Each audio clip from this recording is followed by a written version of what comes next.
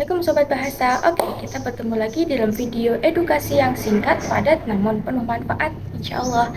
Nah, dalam beberapa waktu ke depan, aku mau sedikit sharing dengan Sobat Bahasa semua mengenai salah satu cabang dari ilmu linguistik, yaitu sintaksis. Nah, sebagai perkenalan singkat, kita ketahui dulu ya bahwa sintaksis itu merupakan bagian dari kajian ilmu linguistik umum yang di dalam ruang lingkupnya itu menjadikan kalimat sebagai objek pembahasan. Nah, di dalam sintaksis juga, kata dijadikan sebagai satuan terkecil yang nantinya akan membentuk susunan-susunan gramatikal yang lebih besar. Dan hal ini yang akan membedakan antara kajian sintaksis dan juga kajian morfologi. Nah, Sobat Bahasa, sekarang kita lihat dulu yuk alat apa saja yang digunakan sintaksis untuk melihat sebuah susunan gramatikal dalam bahasa seseorang. Alat atau kaidah dalam sintaksis ini merupakan bagian dari kemampuan mental seorang penutur untuk bisa menentukan apakah urutan kata, bentuk kata, dan unsur yang lain terdapat di dalam ujaran itu bisa membentuk sebuah kalimat atau tidak. Atau apakah kalimat tersebut bisa dibaca dan bisa diterima dengan baik atau tidak. Nah, beberapa alat atau kaidah yang membantu sintaksis itu diantaranya ada urutan, bentuk kata, intonasi, dan juga partikel. Oke, selanjutnya satuan di dalam sintaksis itu terdiri dari kata sebagai satuan sintaksis, kemudian ada frasa sebagai satuan sintaksis, yang ketiga ada klausa sebagai satuan sintaksis, dan yang terakhir adalah kalimat sebagai satuan sintaksis. Sobat Bahasa, fungsi dari adanya posisi-posisi satuan sintaksis sering dikenal juga dengan sebutan gatra atau fungsi gramatikal. Nah, dengan fungsi-fungsi gramatikal ini menjadi wadah bagi masing-masing satuan sintaksis serta bagi makna situasional satuan sintaksis. Secara umum, fungsi sintaksis itu mencakup 4 hal Sobat Bahasa. Yang pertama ada subjek, yang kedua predikat, yang ketiga objek, dan yang terakhir ada keterangan. Adapun hasil akhir dari satuan-satuan sintaksis ini akan membentuk suatu konstruksi di mana di dalam konstruksi tersebut akan mengandung peran dari masing-masing gramatikal. Nah, sama halnya dengan penjelasan sintaksis secara umum, dalam pembelajaran bahasa Arab juga memiliki unsur pembentuk gramatikal yang sering dikenal dengan nahwu atau dengan i'rabnya. Oke, Sobat Bahasa, langsung aja yuk kita bahas. Oke Sobat Bahasa, jadi di dalam sintaksis bahasa Arab itu memiliki kaidah atau sistem sintaksis yang bisa dibilang cukup kompleks, dan inti dari sistem ini dikenal dengan istilah i'rab. I'rab merujuk pada perubahan akhir kata atau harokat akhir yang nantinya akan menggambarkan fungsi sintaksis di dalam tatanan kalimat tersebut. Nah, yang selanjutnya, konsep i'rab dalam kajian sintaksis itu juga sangat penting Sobat Bahasa, karena ia berfungsi untuk menentukan makna dan juga struktur kalimat secara signifikan dalam bahasa Arab. Pemahaman mendalam tentang i'rab merupakan elemen kunci dalam mempelajari bahasa Arab secara komprehensif. Nah, Sobat Bahasa, dalam perjalanannya selama berabad-abad, i'rab ini telah dianalisis melalui dua perspektif besar. Yang pertama melalui teori nahwu klasik, dan yang kedua melalui pendekatan linguistik modern atau nahwu modern. Nah, supaya lebih jelas, mari kita bongkar keduanya. Oke Sobat Bahasa, sekarang kita masuk pada pembahasan nahwu klasik, di mana nahwu klasik ini sudah digariskan oleh para ahli seperti Imam Sibawayh dengan karya legendaris yang berjudul Alkitab, dan juga terdapat Imam Al-Zamakhsyari dengan karya besarnya berjudul Al-Mufassal. Nah, dalam konteks nahwu klasik, i'rab ini memiliki fungsi sebagai tanda gramatikal.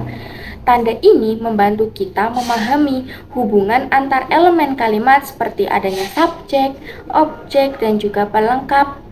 Nah, Sobat Bahasa, karakteristik dari ilmu nahwu klasik ini sangat menekankan pada kaidah gramatikal yang telah mapan dan juga sistematis. Nah, kaidah i'rab yang tercantum sangat mendetail ini memberikan pedoman yang sangat jelas tentang tata cara bagaimana kita menempatkan kata demi kata agar tercapai makna yang diinginkan. Adapun bentuk analisis atau pendekatan menggunakan nahwu klasik ini berfokus pada struktur gramatikal pada sebuah tatanan kalimat. Pendekatan utama i'rab secara formal itu melalui posisi kata dan juga bentuk harokat. Hal ini menekankan adanya keteraturan dan juga ketetapan dalam kaidah i'rab. Oke, selanjutnya kita masuk pada pembahasan linguistik atau nahwu modern, di mana pendekatan ini sudah berkembang sejak abad ke-20 dan dikaitkan dengan teori seperti transformational generation grammar oleh Noam Chomsky. Fokus dan juga fungsi dari linguistik atau nahwu modern ini dengan memberikan cara pandang yang berbeda, menilai i'rab sebagai salah satu komponen dalam struktur kalimat yang lebih kompleks. Pendekatan melalui linguistik modern ini tidak hanya memfokuskan pada struktur gramatikal, tetapi juga memperhatikan aspek semantik dan pragmatik dalam analisis suatu kalimat. Sama halnya dengan teori nahwu klasik, linguistik atau nahwu modern ini memiliki karakteristik pada analisisnya, di mana nahwu atau linguistik modern ini lebih fleksibel dan juga lebih dinamis dalam melakukan analisis i'rab. Pendekatan ini menekankan pada analisis sintaksis dan juga semantik secara menyeluruh. Pendekatan utama pada linguistik modern, i'rab dilihat sebagai bagian dari sistem yang lebih besar dan berinteraksi dengan elemen-elemen lain untuk membentuk makna secara lebih holistik.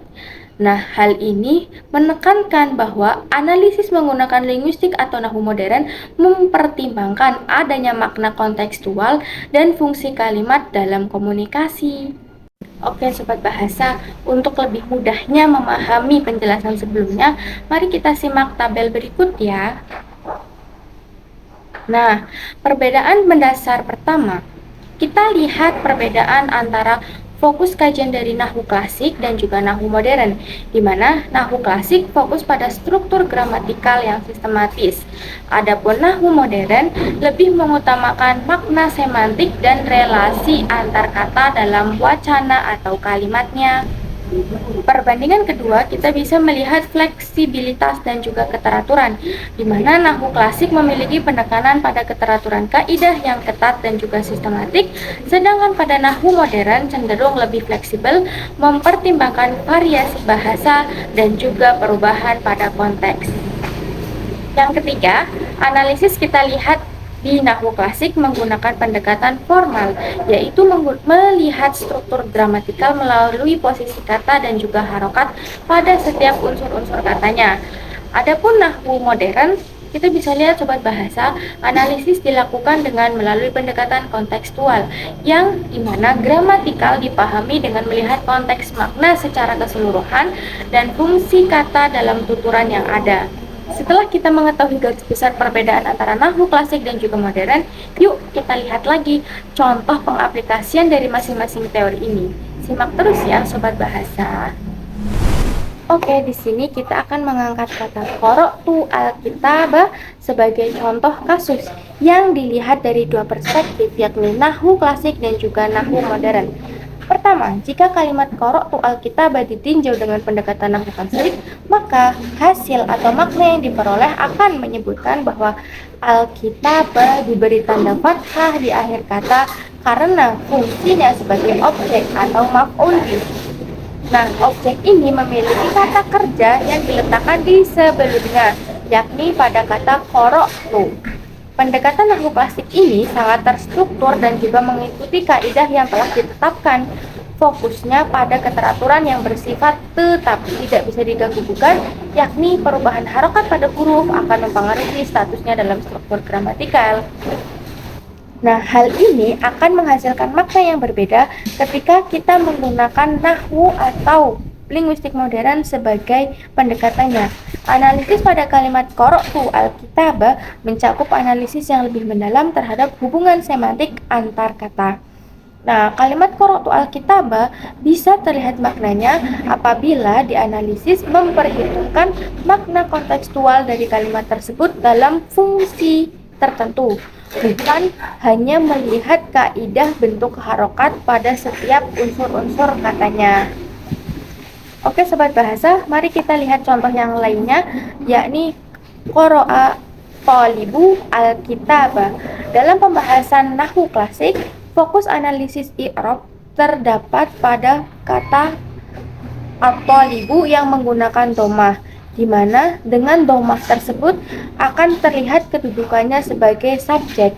Sementara jika kita melihat dengan pendekatan modern, nahwu modern atau linguistik modern, kita akan melihat fungsi semantik dari at-thalibu, dia kedudukannya sebagai agen tanpa melihat bentuk harokat yang ada pada kata tersebut, tapi langsung dilihat dari maknanya at-thalibu yang langsung dimaknai sebagai pelajar atau siswa, maka kedudukan at-thalibu dalam gramatika tersebut dijatuhi pelaku. Oke Sobat Bahasa, kita sudah melihat bagaimana pengertian dan juga aplikasi dari masing-masing ilmu sintaksis bahasa Arab atau nahwu dapat digunakan dengan baik. Keduanya bisa saling melengkapi dalam analisisnya.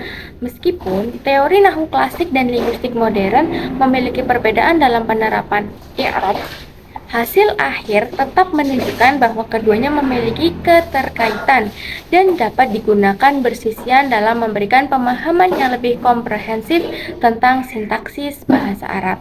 Nah, adapun implikasi dalam pengajaran yang diberikan oleh nahwu klasik sangat berguna untuk memberikan dasar-dasar yang kokoh dalam memahami struktur gramatikal. Kemudian, oleh linguistik modern atau nahwu modern ini ditambahkan dari sudut pandang semantik yang penting bagi pelajar untuk memahami nuansa makna dalam teks Arab. Jadi, Sobat Bahasa, kedua teori ini sangat bermanfaat dalam bidang penerjemahan, di mana nahwu klasik akan sangat berguna untuk memberikan dasar-dasar yang kokoh dalam memahami struktur gramatikal, dan menggunakan linguistik atau nahwu modern sebagai wawasan tambahan dari sudut pandang semantik yang penting bagi pelajar untuk memahami nuansa makna dalam teks-teks Arab. Jadi, Sobat Bahasa semua, pengaplikasian nahwu klasik dan juga nahwu modern untuk pembelajaran i'rab bisa banget kalau kalian mau melakukan pendekatan integratif, di mana Sobat Bahasa ini menggabungkan kekuatan antara teori nahwu klasik yang sifatnya sistematis dipadukan dengan teori nahwu modern, fleksibilitas pendekatan linguistik modern yang sifatnya kontekstual. Tujuan adanya integrasi ini supaya pelajar atau pembelajar bahasa tidak hanya memahami bentuk gramatikal secara formal, tetapi juga mampu menafsirkan makna berdasarkan konteks pemakaian. Yap, Sobat Bahasa, gimana nih sedikit pembelajaran yang udah aku share tadi? Apakah bisa dipahami atau justru semakin sulit dimengerti? Oke, apapun itu semoga bermanfaat ya. Mungkin next time kita akan sharing lebih banyak hal-hal menarik seputar linguistik ya Sobat Bahasa. Nah, video kali ini cukup sekian dari aku, Salwa Nabila Rindrasiwi, mahasiswi semester 1 Prodi Magister Bahasa dan Sastra Arab UIN Sunan Kalijaga. Dan terakhir dari aku, ketika kita ingin memahami i'rab dalam bahasa Arab, baik dari sudut pandang klasik maupun sudut pandang modern, anggaplah keduanya adalah sebuah bangunan. Nahwu klasik kita jadikan sebagai cetak biru yang detail, sementara linguistik modern atau nahwu modern yang membantu kita memahami bagaimana tata letak interior dan juga dekorasi suasana secara keseluruhan bangunan tersebut bagi orang yang menggunakannya. Oke, mungkin cukup sekian. See you next video. Share.